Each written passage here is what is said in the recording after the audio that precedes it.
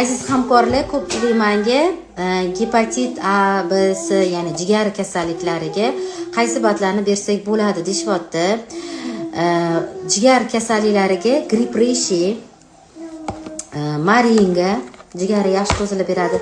Oliva ekstrakti va qora sedana.